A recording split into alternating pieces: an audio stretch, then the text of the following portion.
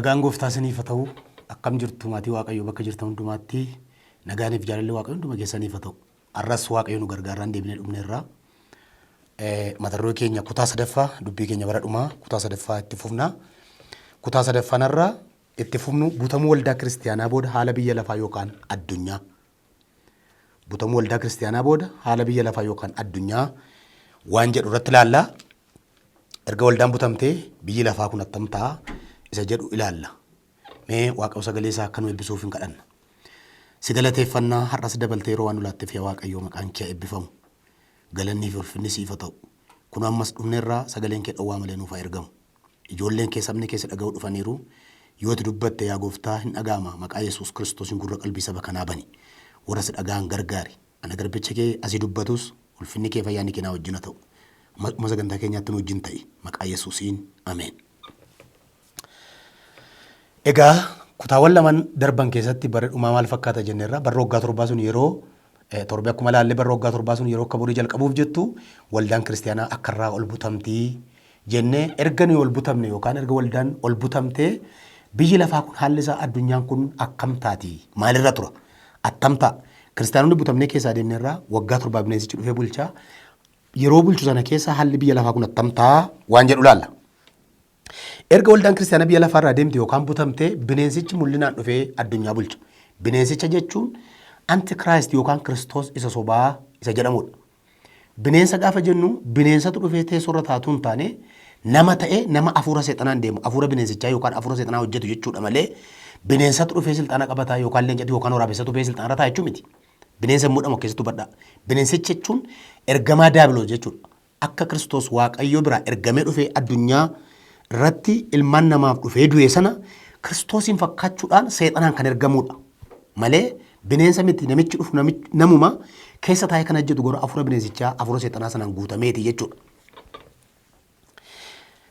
Kanaaf akka waldaan biyya lafaarraa sassabamteen rakkina guddaatu uumamuu biyya lafaatii kaasee rakkina hin taanetu biyya lafaarratti ta'uu jalqaba.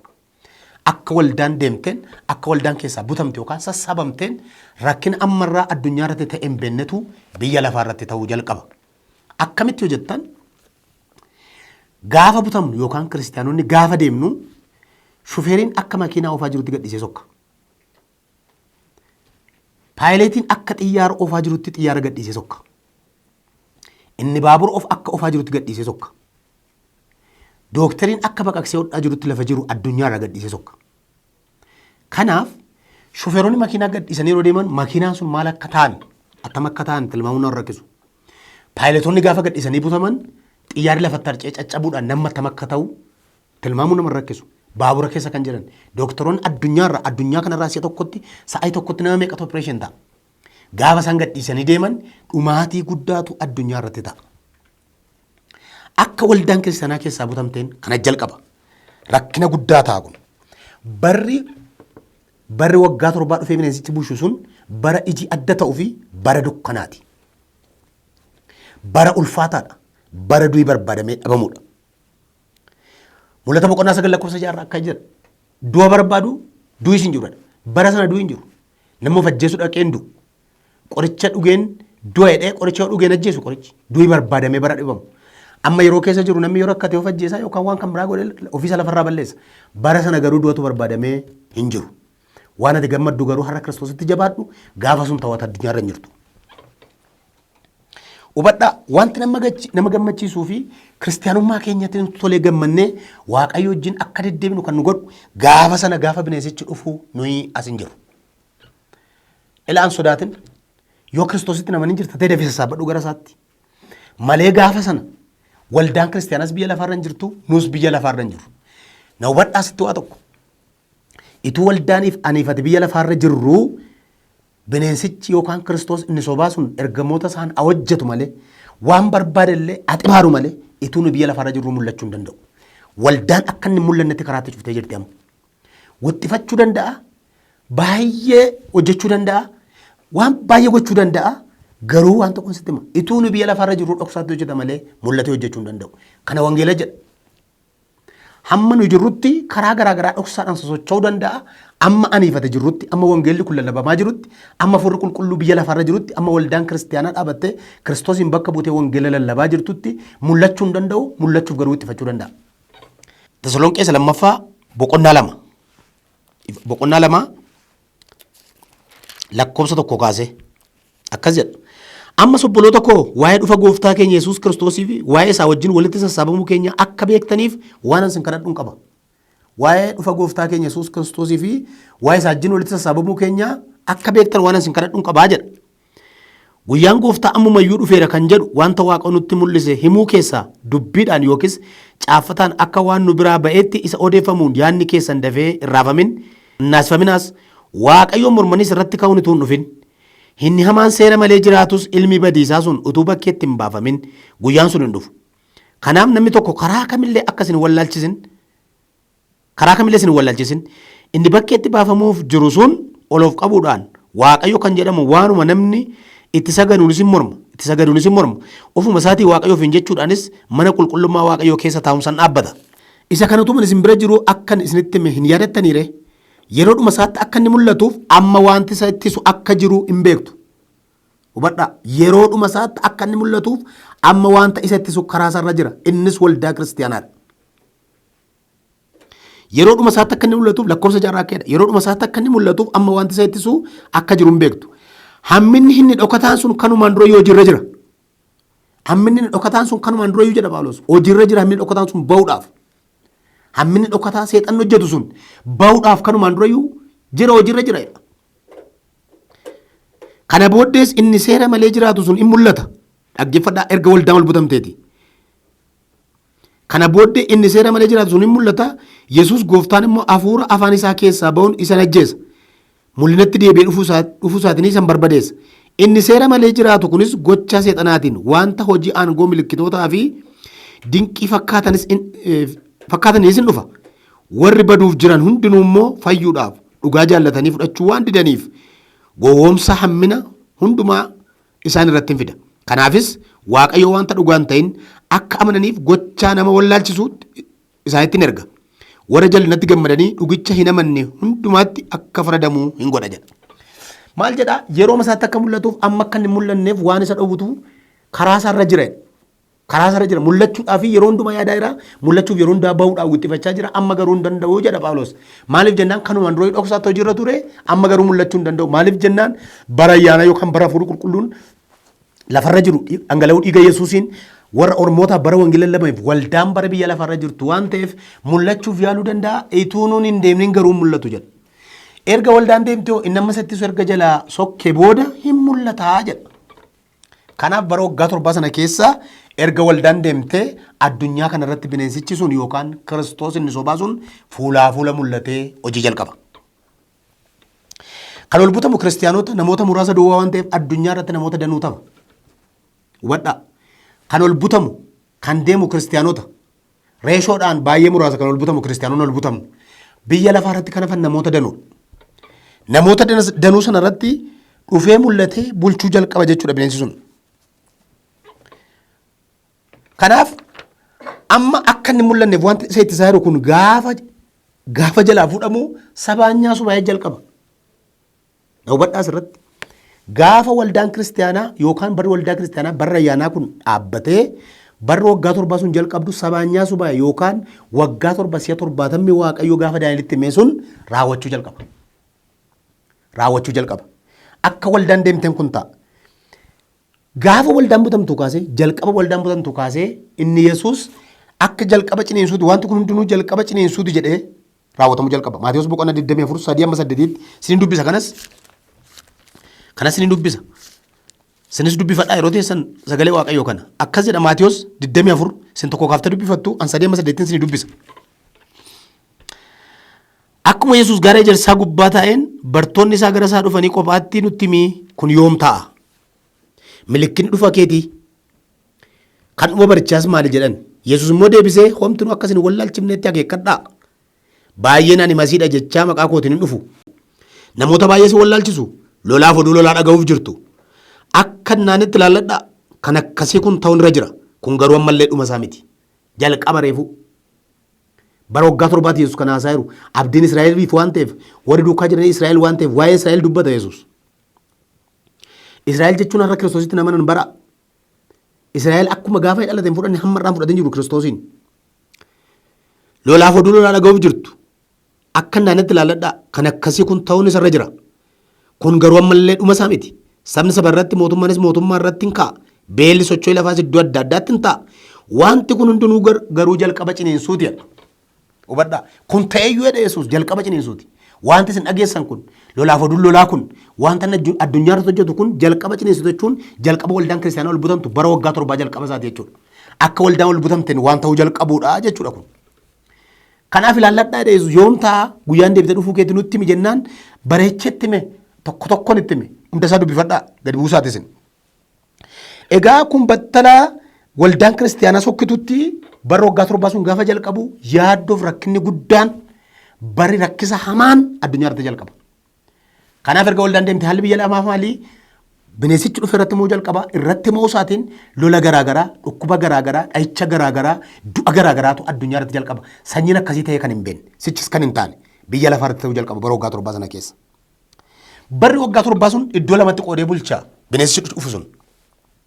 Na hubadhaa keessuma tajaajiltoonni barri waggaa torbaa bineensichitti bulchu kun iddoo lamatti qoodama. Waggaa sadiif walakkaa fi waggaa sadiif walakkaa jedhamee bakka lamatti qoodama. Bakka lamatti qoodameetu bulchaa jechuudha bineensichi gaafa dhufu. Waggaa sadiif walakkaa isa jalqabaa kana gaafa argamu gaafa mul'atu biyya lafaa irratti nagaa ta'ee dhufa. Ikoonoomii addunyaa kana tasgabbeessuuf dhufa. Mee ilaalaa waan addunyaa namarra jirtu. Biyya keenya Itoophiyaa dabalatee qaala'insi yookaan infileeshiniin hayi ta'ee addunyaa sodaachisaa jira. Biyyoonni garaagaraa shaat daawun godhu jedhamee shakkama. Ol ka'iinsa qaala'insa kana mi'aa jiru kana ikoonoomii ol ka'e kana ikoonoomii garmalee guddate kana nama rakkisaa jiru kana tasgabbeessa bineensi kun gaafa dhufee mul'atu addunyaa guutuu irratti kanaan fudhatama guddaa argata. Addunyaa guutuu dukkata. Gaafa dhufee argu waan hundumaa nagaa fakkaata Kiristoosii fakkaatee dhufa hubadhaa. Kiristoosii fakkaatee dhufa Kiristoos miti akka Kiristoosii taasisuu barbaada. Biyya lafaa kana tasgabbeessa warra akka Awurooppaarraa kun Ameerikaan kun hin fudhatu waan hojjetutti namni hundumtuu namicha kana ilaalee ajaba kana eenyuutu lolee mo'uu danda'a jedhee namni hundumtuu duukaa bu'a jedha mul'ata boqonnaa 13 lakkoofsa 3-4 Meesiriin dubbisa. Meesiriin dubbisa kun jalqaba yeroo inni ka'udha. Mul'ata boqonnaa 13 lakkas jedha 3-4 mataa isaa torba keessaa tokko amma du'aatti waan madaa hin fakkaata. Kan yeroo biraatti deebina. Waa'ee mataa kanaa rukuttaan du'aa ga'u sunis deebi'ee fayyee ture. Namoonni guutummaa biyya lafaa dinqifatanii yaadaan bineensicha duukaa bu'an. Isa kan bineensicha waggaa torbaa dhufee mul'atu sana. Namoonni hundumtuu yaadaan duukaa bu'an. Bineensicha isa kanaaf iyyuu aboo kan kenne bineensa akka jawwee sana waan ta'eef namoonni isaaf sagadan akkasuma immoo bineensa isa kanaafis sagadanii eenyutu akka bineensa kanaa ta'a eenyutus bineensicha loluu danda'a jedhan. Addunyaan akkas taate duukaa buuti bineensicha dhufu sana eenyutu mo'uu danda'a jabaan akkasiin jiru jedhu. Ikoonoomii tasgabbeessee nagaa lallaba waan ta'eef addunyaa irratti dhugaa fakkaate namni hundumtuu fudhataa jabaa fakkaata hundumtuu duukaa bu'eetu addunyaa guutuu amansiifata. Even Israa'eliin illee amansiifata. Dhaggeeffadhaa warra abdiin kennameef Kiristoos hin dhufa jedhamee abdiin kennameef Israa'el waan ta'eef abdii kennaaf addunyaarraa Israa'eliin maal jedhee abdii kennaaf wabiinsii godhaa biyyoota arabaa naannaa kee jiran kanaa wajjin akka isaan sitti hin buune wabiinsii ta'a araaratu ta'a jedhee Israa'el illee fudhatti araara godhaa mana qulqullummaa Israa'el barbaaddu sana ijaara. Bara waggaa torbaa kana keessa ishee jalqabaa kana keessa waggaa torbaaf dhufee bulchadha. Mee Daani'el boqonnaa 9:27 jiru dubbisa akeesni dubbisa iddoon kun baay'ee murteessaa waan ta'eef dubbisuu dhaqa. Ilaa dhaggeeffadhaa 27 irraa akkeedha. Daani'el 9:27 irraa 26 kaaseen dubbisa dibamee kan moosifame tokko waggaa 762 sana booddee firdii malee lafarraa hin balleeffamu. Namoonni geggeessituu isa dhufu tokko mandaratti mana qulqullummaas hin balleessu. Hamma dhumaattis lolli diigamuuf balleeffamuun inni murtoo ta'e irraan ga'a. Dhumni geggeessituu sanaas lolaa bishaaniitiin ta'a. Inni 27 akkeedha. Inni utuu jiru waggaa torbaaf namoota ciccimoo wajjin kakuu isaan jabeessa. Bineensichi gaafa dhufutuu jiru namoota ciccimoo biyyoota ciccimoo addunyaarra biyya jajjaboo jedhaman wajjin kakuu jabeessadha waadaa gala. Waadaa gala. Biyyoota gurguddaa wajjin akkuma kan Israa'eliifis waadaa gala jechuudha. Egaa erga waadaa galee waggaa sadiif walakkaa kana addunyaa irratti fudhatama guddaa godhata biyya garaagaraarra deema addunyaa guutuu amansiifata. Addunyaa guutuu amansiifachuurra darbee Israa'eliin amansiifata. Qalbifadhaa kana. Israa'eliin amansiifata. Israa'eliin amansiifatee biyyoonni kan biraa akkasitti hin buune wabiin sii ta'a jechuudhaan araaraan fida jechuudhaan manni qulqullummaa inni Israa'el amma ijaaruudhaaf loliisa guddaarra jiran sun inni bara sana diigamee waggaa 75 irraa diigamee lafarraa baddee turte Israa'el. Kana beektu baay'een keessan. Israa'el lafarraa baddee kaartaarraa baddee diigamtee turte erga deebitee dhaabatte reefuu waggaa 75 1948 deebitee dhaabatte. Israa'el isa deebitee dhaabattu manni qulqullummaa badee ture waan ta'eef mana qulqullummaa akka bara Solomoon sanaa ni ijaara jettee kaartaasaa qabdi. Amma ammaatti garuu ijaaruuf hin danda'amne. Lafa manni qulqullummaa irraa buqqee sana amma masgidee jira waan ta'eef ijaarrachuu hin dandeenye. Kanaaf yeroo baay'ee lolli jiru. Isaan gidduu warra Palestaan kana gidduu lolli jiru kanaaf. Mana qulqullummaa sana ijaaruudhaaf Israa'el kaartaa fixxee dizaayin gootee jirti. Mana qulqullummaa ijaaramu keessatti hundaa'uun aarsaa kan ta'an goromsi dindiimtuun biyya Tekisaasii waadaa galame rakka fe'amu aarsaadhaaf. Kun kan nutti argisiisu Iyyesuus dhufuudhaaf. Inni nuu du'e iddoo keenya du'e fannoo tolbee inni nuu garafame inni gara jireenya bara baraatti nu fide inni du'ee du'aa kee ol bee deebeensi fudhadhee sokke dhufuudhaaf yeroo isaa dhiyaachuu nutti argisiisa. Bineensichi gaafa dhufu ikonoomii kana erga jedhee booda waan hundumaa erga tasgabbeesse booda mallattoo 666 akka mattaawoqiyaatti addaaf harka namaa keessa namaa galcha. Miseensota isaaf. Na hubadhu yaa nama Waaqayyoo dhaggeeffadhu. Si'a baay'ee nan arga miidiyaa garaagaraarraa 666 hafuura jedhanii quba namatti argisan warra iyyan soba. 666 hafuuratu hin taane lakkoobsa maqaa namaaf dhaabbata. Hubadhu kana. Kan nama dhibu 666 amma hojjechuu hin danda'u. Warri illuminaatii kun ammaaf jala jalaan hojjetan iyyuu malee 666 amma iggaawwiin ta'u ofiishaalii hojjechuu hin danda'u. Sababni isaa waldaatu biyya lafaarra jira. Abboon afur 666 qabame jechuurra miseensa warra illuminaatii ta'e yoo jenne nu salphata. 666 lakkoobsa baqatta taanaan 666 waan barreeffame irratti hojjetatta taanaan amma Mobaayil baankii fayyadameen kan jiraati. Siisteemota isaaf diriirfamaa jiranidha. Neetworkoonni garaagaraa amma addunyaatti babal'achaa jiran bineensichaaf haala mijeessaa jiru. Mobaayilii harka kee baattu isaaniif haala mijeessa. Kompiitara manaa qabdu akkasi. ATM ati baattee qabdu akkasi bineensichaaf onlaayinii addunyaa irratti hammaaf hojjechuu hin danda'u garuu siisteema isaa diriirsaa jiru. 666 amma jiran oolle. Kan nama dhibu yeroo baay'ee nama nutti kolfisiisu 666 hafuuratu hin taane lakkoofsa maqaa namaaf dhaabbatudha wangeelli. Eessaa dhufe akka hafuura godhan naan galu. Eessaa fidamee akka hafuura godhame 666 hafuura akka ta'e naan galu. Iddoo garaagaraatti waan arginu irraa. Kanaaf seexanni waan baay'een dogoggorsaa jira. 666 hafuura miti ammas dhaggeeffadhu namichu. Dhaggeeffadhu boleessa ko. 666 lakkoofsa maqaa namaaf dhaabbatudha. Lakkoofsa bineensichaati. Inni seenyuuf kennama warra duuka buutu isaa ta'an miseensa isaa ta'an bineensichi mallattoo sana raabsa. Mallattoo sana fudhattu taanaan bituus gurguruu jiraachuu hin dandeessu. Mallattoonni kennu. Erga dinagdee ol kaase waan hundumaa erga tasgabbeesse erga toora qabsiisee booda 666 kana raabsuu jalqaba warri fudhatan miseensa ta'uu warri didan hin ari'atamu. Biyyaa irratti ari'atamu. Lafa lixan hin qaban bineensichaaf lafa kanarra jiraachuu hin danda'an mallattoo sana fudhatan taanaan 666 kana fudhattu taanaa yeroo sana atallee asin jirtu erga Kiristoosiin amanteen sokkita. Biyya lafaarra warri jiran gaafa sana mallattoo sana fudhatan taanaan bituu gurguruu suuqii dhaquun hin danda'amu. Kan ammoo mattaaqiyaa isaa kenna yeroo inni waraqaa kutee namaa kennatu hin taane adda keessa yookaan harka mirgaa keessa namaa galcha. Gubaa godha. Warra isa fudhataniif kanatu ta'a. Mee mul'ata boqonnaa 13 kaasee dubbifna ka'eedha. Mul'ata 13 ka'eedha. Beekaadha deddeebi'ee isin dubbisaa jira. Iddoo kana keessatti waan beekuu qabdaniifan. Eksiyaas keessa jiran hundumaa kanaafan isin dubbisa obboloo tokko hubadhaa sirriitti. 16 kaasee ka'eedha.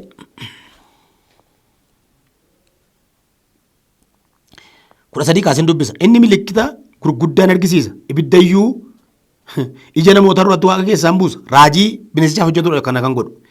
Milikkita bineensa isa duraa sana duratti akka inni argisiisuuf kennameef sanaan warra lafarra jiraatan ni wallaalchisa.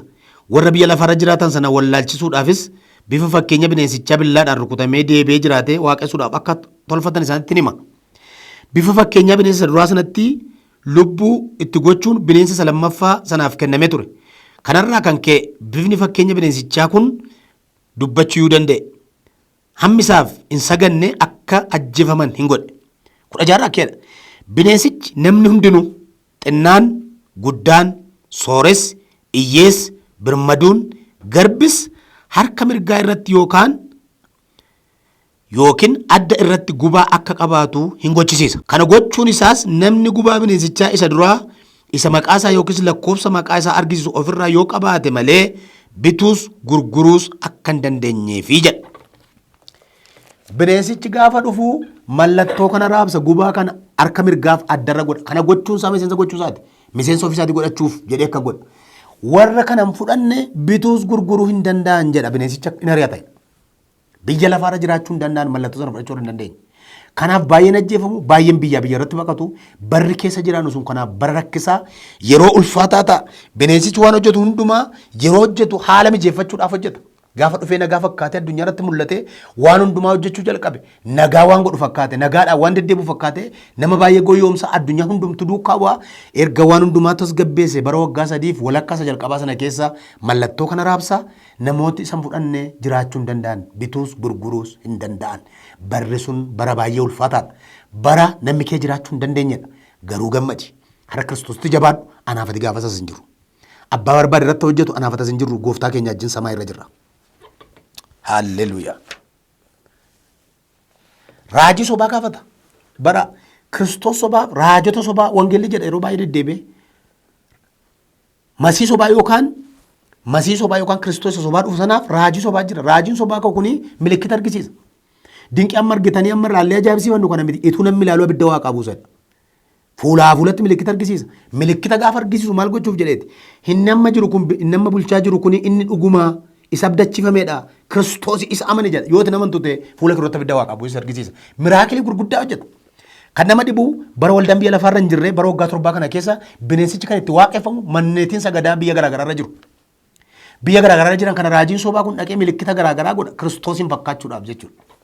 Kanaaf warra fudhan rakkisa. Addunyaa kanarratti wantoota akkasiitti gaafa waldaan biyya lafaarraa sokkitu. Yeroo kana biyya lafaarratti hafuurri qulqulluun hin jiru, waldaan hin jiru, wangeelli namatti hin jiru, isamma baay'atee biyyarra deemnee olii kadhannu kana hin jiruun dhaabbata. Konfereensiin kiruuseedii waan jedhamu hin jiru, waldaa kiristaanaa waan jedhamu hin jiru.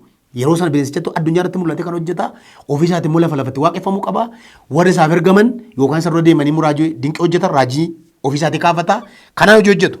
Mee mul'ata boqonnaa 13 amma 15 siniin dubbisa ka'edha. Siniin dubbisa kanas akkatti raajiin suni milikkita godhuudha. Ilaa akkas jedha 13 kaase. Mee 12 kaasee dubbisa. Bineensi lammaffaan kunis aboo bineensi duraa qaba ture hundumaa isuma duratti in hojjeta. Biyyi lafaa warri isa keessa jiraatanis bineensa isa duraa isa rukuttaan du'aan ga'u deebee fayyeef sanaaf akka sagadan hin godha. Sakam bineensicha sana yookaan antikiraayistii sanaaf jechuudha. Inni milikkita gurguddaan argisiisa. Raajiin sun jechuudha. Ibiddayyuu ija namoota duratti waaqa keessaa lafatti gadi hin buusa.